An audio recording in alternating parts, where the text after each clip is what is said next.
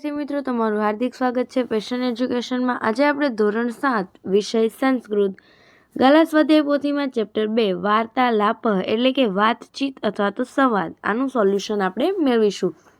એ પહેલાં જો તમે મારી ચેનલમાં નવા હોય તો મારી ચેનલને જરૂરથી લાઇક, સબસ્ક્રાઈબ અને કોમેન્ટ કરી આપજો, જેથી આગળના વિડીયો સરળતાથી તમને મળતા રહે। પહેલો પ્રશ્ન છે MCQ એટલે કે વિકલ્પો।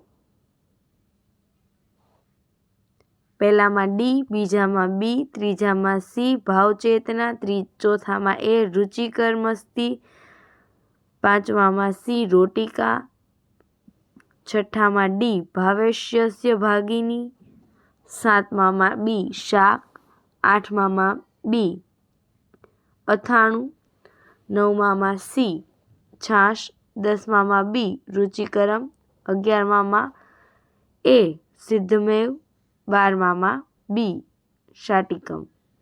ત્યાર પછી અહીંયા પ્રશ્ન 2 આપેલો છે, જેમાં શબ્દોનું સંસ્કૃત છે એનું ગુજરાતી કરવાનું છે। તો પહેલામાં મીઠું, બીજામાં લાડુ, ત્રીજામાં તૈયારી અને ચોથામાં હવે।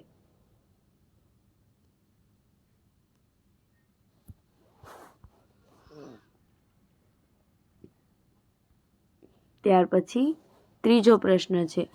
હવે અહીંયા ગુજરાતી આપેલું છે, એનું તમારે સંસ્કૃત અનુવાદ કરવાનું છે, જેમાં પહેલામાં ઓદનમ, બીજામાં માસ્તુ, ત્રીજામાં પરિવેશ્યતુ, ચોથામાં દદાતુ, પાંચમામાં ધન્યવાદ। ત્યાર પછી પાઠના આધારે ખાલી જગ્યા છે, એમાં પહેલામાં આગચ્છન્તુ, બીજામાં હૃદયમી, ત્રીજામાં કિગચ્છત, ચોથામાં સ્વીકારોતુ અને પાંચમામાં અવેલમ।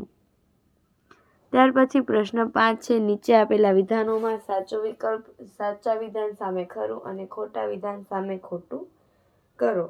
એમાં પહેલામાં ખોટું, બીજામાં ખરું, ત્રીજામાં ખરું, ચોથામાં ખોટું, પાંચમામાં ખરું। ત્યાર પછી પ્રશ્ન 6 છે, નીચેના અ વિભાગ અને બ વિભાગના વાક્યાંશોને યોગ્ય રીતે જોડો।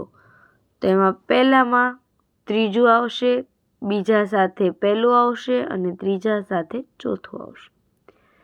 ત્યાર પછી પ્રશ્ન 7 છે, નીચેના દરેક પ્રશ્નના ઉત્તર એક વાક્યમાં સંસ્કૃતમાં લખો।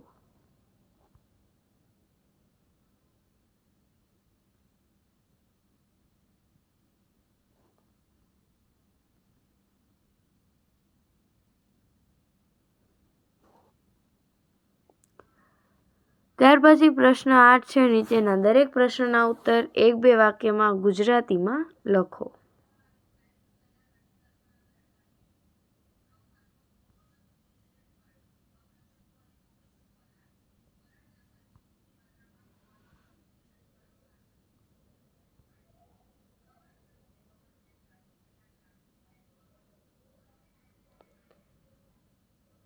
ત્યાર પછી પ્રશ્ન 9 છે, નીચેના ગદ્યખંડોનું માતૃભાષામાં અનુવાદ કરો। એટલે કે અહીંયા સંસ્કૃત છે, જેનું તમારે ગુજરાતીમાં અનુવાદ કરવાનું છે।